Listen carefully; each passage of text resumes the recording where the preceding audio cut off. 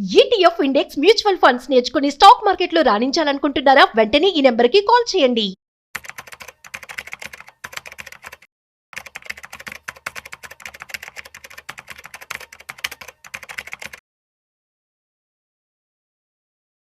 Sir నమస్తే sir. నమస్తే అండి. Yes, welcome to Vishnu talks and welcome to Suman TV. Sundararamareddy గారు, మన ఇండియన్ స్టాక్ మార్కెట్లకి మార్చి నెల అంటే కలిసి రావట్లేదేమో అనిపిస్తుంది. మార్చి నెల అంటేనే మార్కెట్లు భయపడుతున్నాయేమో అనిపిస్తుంది. ఎందుకంటే 2020 మార్చి 22వ తారీఖున లాక్డౌన్ ప్రకటించారు కోవిడ్ వల్ల. సో ఆ రోజు లాక్డౌన్ ప్రకటించిన తర్వాత ఇండియన్ స్టాక్ మార్కెట్స్ ఏ రేంజ్లో ఫాల్ అయ్యాయో అందరం చాలా దగ్గరగా చూసాం. అంటే అప్పటి వరకు చరిత్రలో ఎప్పుడు చూడని విధంగా ఆ రోజు మార్కెట్లు ఫాల్ అయినాయి. సరే, ఇప్పుడు మళ్ళా 2026 సంవత్సరంకి వచ్చేసాం. 2026 మార్చిలోకి వచ్చాం. ఇప్పుడు చూస్తే అప్పటితో పోల్చుకుంటే ఇప్పుడు ఈ మార్చిలో పడుతున్న మార్కెట్ల పరిస్థితి ఇంకా దారుణంగా ఉంది. ఏంటి మార్కెట్లని వెంటాడుతున్న మార్చి భయాలనుకోవచ్చా ఇదంతా కూడా? అంటే బేసికల్ గా ట్రెడిషనల్ గా జనవరి ఫిబ్రవరి కూడా బెరిష్ మంత్స్ ఏనండి. కాకపోతే మార్చిలో ఇంత పడినంతగా అంత పడలేదన్నమాట అక్కడ. బట్ ట్రెడిషనల్ గా అయితే జనవరి ఫిబ్రవరి మార్చి, ఎందుకంటే క్వార్టర్లీ రిజల్ట్స్ వస్తాయి కదా, డిసెంబర్ క్వార్టర్ రిజల్ట్స్ వస్తాయి. ట్రెడిషనల్ గా ఏంటంటే ఇయర్ ఎండింగ్ అప్పటికల్లా అందరూ లీవ్స్ ఏదైనా ఉంటే లీవ్స్ లోకి వెళ్ళిపోతా ఉంటారు. అందుకని ట్రెడిషనల్ గా ప్రొడక్టివిటీ తక్కువ ఉంటుంది. నవంబర్ డిసెంబర్ రిజల్ట్స్ అప్పుడు తక్కువ ఉంటాయి అనమాట అవి. అందుకని అక్టోబర్ నవంబర్ డిసెంబర్ ఈ 3 నెలల్లో వచ్చే ప్రొడక్టివిటీ తక్కువ ఉంటుంది, లీస్ట్ ఉంటుంది. ఎందుకంటే దివాళీ పండుగ, దసరా పండుగ, క్రిస్మస్ హాలిడేస్, జనవరి ఇవన్నీ హాలిడేస్ ఉంటాయి కాబట్టి న్యాచురల్గా జనవరిలో రిలీజ్ చేస్తారు రిజల్ట్స్ అన్నింటినీ. అన్ని రిజల్ట్స్ డల్గా ఉంటాయి బేస్ ట్రెడిషనల్గా. అందుకని జనవరిలో ఎవ్రీ ఇయర్ ట్రెడిషనల్గా మార్కెట్ పట్టడం మామూలు విషయం. జనవరి ఫిబ్రవరి కూడా పడతాయి. మార్చి లాస్ట్ వీక్ నుంచి బీన్ అవుతాయి ట్రెడిషనల్గా. బట్ ఎందుకో కోవిడ్ అప్పుడు మాత్రం అది ఒక్కసారిగా మార్చి 23rd అండి. అండ్ నిఫ్టీ చూస్తే ఆ చార్ట్ మనం మర్చిపోలేము అనమాట. 23rd అక్కడ నుంచి బాటం తీసుకుని అనమాట మార్కెట్. పీక్ లెవెల్ అనమాట. పెయిన్ అంటే ఇంకా పీక్ లెవెల్ అంటే అదే అండి. అండ్ ఎంత అంటే నీకు లార్జ్ క్యాప్ అయితే ఆల్మోస్ట్ 30% అండి ఆ రోజు పడింది మొత్తం ఓవరాల్గా మార్చి మొత్తం. అదే స్మాల్ క్యాప్ అయితే 40% అండి. Small caps 40. ఈసారి ఏంటంటే లార్జ్ క్యాప్ అయినా మిడ్ క్యాప్ అయినా స్మాల్ క్యాప్ సంబంధం లేకుండా ఈ మార్చి మంత్లో అన్ని 10% డ్రాప్ అయినాయి ఎగ్జాక్ట్లీ. బట్ కోవిడ్ టైంలో అయితే నిఫ్టీ డ్రాప్ అయింది తక్కువ 20 and almost 30 exactly. And small caps అయితే మోర్ దెన్ 40 అండి. పెయిన్ మరీ సివియర్ అండి. కాకపోతే ఒకటి, మార్చి మంత్ లో ఒక ఇంజక్షన్ గుచ్చినట్టు అలా వచ్చి ఇచ్చేసింది, ఇలా తీసుకుని వెళ్ళిపోయింది. అంటే మార్చి స్టార్టింగ్ లో స్టార్ట్ అయింది, మార్చి ఎండింగ్ నుంచి రికవరీ స్టార్ట్ అయింది. అంటే ఒక్క మంత్ షార్ప్ రియాక్షన్ అనమాట. ఈసారి అలా కాదు, 24 అక్టోబర్ లో స్టార్ట్ అయింది. 24 అక్టోబర్ లో స్టార్ట్ అయింది. రోజు కొంచెం కొంచెం అంటే గిచ్చుకుంటూ పుండ్లాగా మారి క్యాన్సర్ లాగా మారుతుంది ఇక్కడ. అందుకని ఈసారి స్లోగా పోతుంది కానీ పెయిన్ ఎక్కువ ఉంది. దాంతో ఇండియాలో ఇన్వెస్టర్స్ లో యావరేజ్ ఏజ్ 30. కోవిడ్ తర్వాత అందరూ వచ్చారు. వచ్చిన 2-3 years బాగా తీసుకెళ్ళింది మార్కెట్. అక్కడి నుంచి డ్రాపింగ్ స్టార్ట్ అయింది అనమాట. అందుకని ఈసారి పెయిన్ ని కోవిడ్ పెయిన్ తో మనం కంపేర్ చేయలేం కానీ, బట్ అక్కడితో పోల్చుకుంటే ఇప్పుడే మంచి బిగ్గర్ పెయిన్ ఉంది యాక్చువల్గా. అంటే ఎలా ఉందంటే అప్పుడేమో ఒక్కసారిగా చంపినట్టు, ఎందుకంటే స్మాల్ క్యాప్స్ లో కొన్ని 70-80 పడ్డాయి ఈసారి. క్వాలిటీ అని లేదు, కొత్త ఐపీఓస్ అని లేదు, అది బ్రాండెడ్ కంపెనీ అని లేదు, పెన్నీ స్టాక్స్ అని లేదు, మొత్తం ఇక్కడ పడగొట్టిన సంవత్సరం ఈ సంవత్సరం. చాలా రేరు ఇంత ఈక్వాలిటీ మెయింటైన్ చేయడం అనేది. బట్ కోవిడ్ అప్పుడు అలా కాదు, చాలా షార్ప్గా వచ్చేసింది. అండ్ ఆ మంత్లో తర్వాత రికవరీ స్టార్ట్ అయింది. అండ్ మార్చి కోవిడ్ అప్పుడు మార్చి ఏప్రిల్లో మళ్ళీ 17% పెరిగింది మార్కెట్. చాలా sharp recovery, 70% with in 1 month లోనే. అందుకని ఆ టైంలో ఎవరైతే ఉన్నారో రికవరీ 50% అయిపోయింది. అండ్ కోవిడ్ సంవత్సరంలో 2020 డిసెంబర్ కల్లా +18లో క్లోజ్ అయింది మార్కెట్.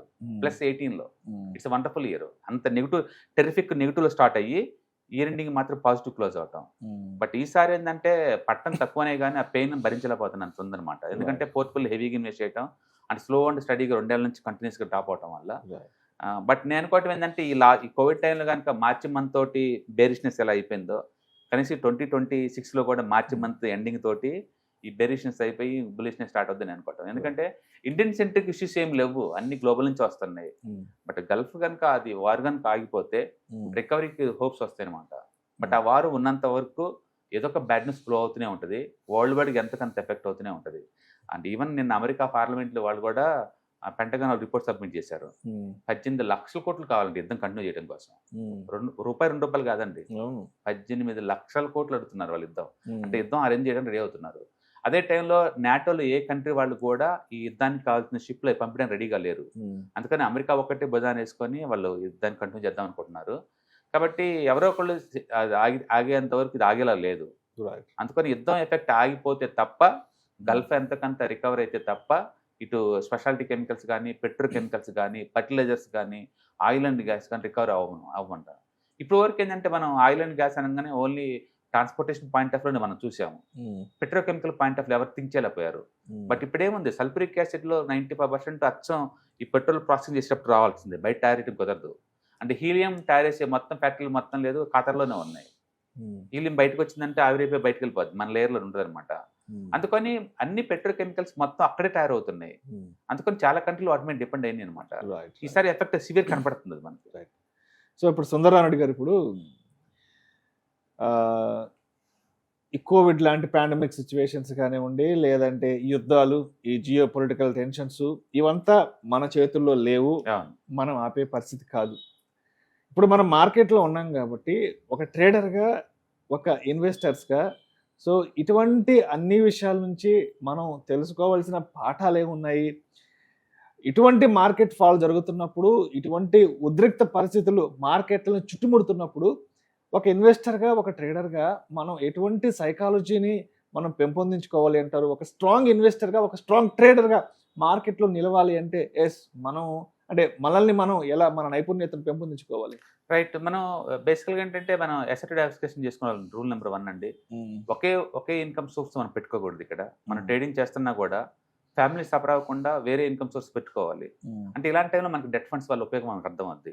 డెట్ ఫండ్స్ ఎప్పుడైనా ఎంటర్ అవ్వచ్చు, ఎప్పుడైనా బయటకు పోవచ్చు. బట్ అవి ఏంటంటే మనకి సేఫ్టీని ఇస్తాయి అనమాట. షార్ట్ టర్మ్ నీడ్స్కి అవి బాగా యూజ్ అవుతాయి అనమాట. అందుకని అందరూ కూడా ఎమర్జెన్సీ మనీ మెయింటైన్ చేయాలా. ఏదైనా ఎమర్జెన్సీ అయితే ఫ్యామిలీ 5-6 నెలలు కట్టడానికి వీలుగా అనమాట. అందుకని లిక్విడ్ ఫండ్స్లో, డెట్ ఫండ్స్లో ఎంతకంత అమౌంట్ ఇన్వెస్ట్ చేసుకోవటం ఇలాంటప్పుడు యూజ్ అవుతుంది. రెండోది, మార్కెట్ ఎంత వరస్ట్గా ఉన్నా సరే ఎనీ పాయింట్ ఆఫ్ టైంలో 1 year హై దగ్గర ఉన్న సెక్టర్స్ పట్టుకోవాలి. మీరు డిస్కౌంట్ కొత్తనే కదా అని చెప్పేసి మనం ఏబడితే తీసుకోకూడదు. కొన్ని సెక్టర్స్ ఎనీ పాయింట్ ఆఫ్ టైంలో 1 year హైలో ఉంటాయి. ఆ సెక్టర్స్ మీనింగ్ ఏంటంటే వాటికి ఆపరేషన్ ప్రాఫిట్ మిగలబోతుంది అనమాట, ఎక్కువ రాబోతుంది. అలాంటి వాటికి తీసుకోవచ్చు.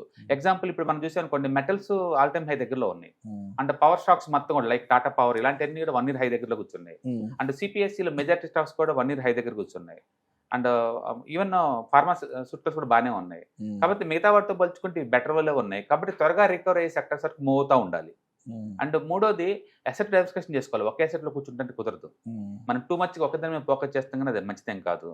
నాలుగోది, ట్రేడింగ్ పార్ట్ టైం అయినప్పుడు తక్కువ పెయిన్ ఉంటుంది, ఫుల్ టైం అయినప్పుడు ఎక్కువ పెయిన్ భరించాల్సిందే.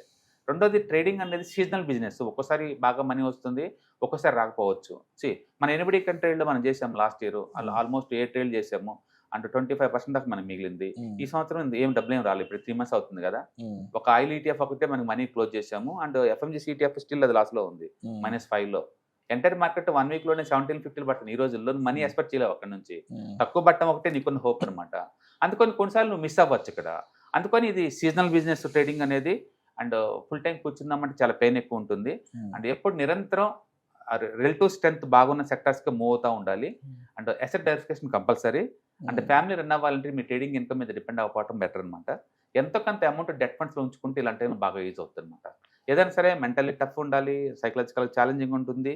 అండ్ ఇలాంటి సిచ్యువేషన్ వచ్చినా సరే టెంపరీ, కపుల్ ఆఫ్ డేస్ తర్వాత ఉండదు. కాబట్టి మనం ఇలాంటి టైంలో తక్కువ ఎఫర్ట్స్ పెట్టుకోవడం బెటర్ అనమాట. అంతే అగ్రెసివ్గా ఉండకుండా మార్కెట్ కొంచెం స్టేబుల్ అయిన తర్వాత అప్పుడు మనం అగ్రెసివ్గా అటాక్ చేసుకోవడం better. Right sir, right sir. Thank you sir. Thank you so much Sundararamareddy గారు. హలో ఫ్రెండ్స్, ఫైనాన్షియల్ ఫ్రీడమ్ మీద వెబినార్ జరగబోతుంది. ఇది డైలీ 3 hours ఉంటుంది, 3 days ప్రోగ్రామ్. దీంట్లో మీకు ఫైనాన్షియల్ ఫ్రీడమ్ ఎలా సాధించవచ్చు via with ETFs, index funds, mutual funds ద్వారా డీటెయిల్ గా ప్రాక్టికల్ వేలో మీకు ఎక్స్ప్లెయిన్ చేయబడుతుంది. అండ్ దీంట్లో ఎనీ డౌట్స్ ఉన్నా సరే ఇమీడియట్ గా వెబినార్ లోనే ఎక్స్ప్లెనేషన్ చెప్తారు. అండ్ అలాగే మ్యూచువల్ ఫండ్స్ ఎగ్జామ్స్ ఎవరైనా రాద్దాం అనుకున్నా సరే, మ్యూచువల్ ఫండ్ డిస్ట్రిబ్యూటర్ గా మీరు సెటిల్ అవ్వాలన్నా సరే ఎలా చేయొచ్చు, వాటికి సంబంధించిన డీటెయిల్ ఎడ్యుకేషనల్ వివరాలు మొత్తం కూడా ఈ ప్రోగ్రామ్ లో డీటెయిల్ గా చెప్పబడుతుంది. కాబట్టి ఎవరైనా సరే ఈ వాలటిలిటీ ఉన్న ఈ స్టాక్ మార్కెట్ లో స్టేబుల్ గా ఉండి అండ్ మంచి returns via with ETFs, index funds, mutual fund ద్వారా ఎలా సంపాదించవచ్చు, ఎందుకు ఇవి ఇంపార్టెంట్, ఫైనాన్స్ ఫ్రీడమ్ కి ఎలా ఉపయోగపడతాయో ఇవన్నీ కూడా డీటెయిల్ గా ఎక్స్ప్లెయిన్ చేయబడుతుంది. కాబట్టి ఎవరైనా ఇంట్రెస్ట్ ఉన్న పార్టిసిపెంట్స్ అందరూ కూడా ఈ అవకాశాన్ని వినియోగించవలసిందిగా కోరుతున్నాను. Thank you.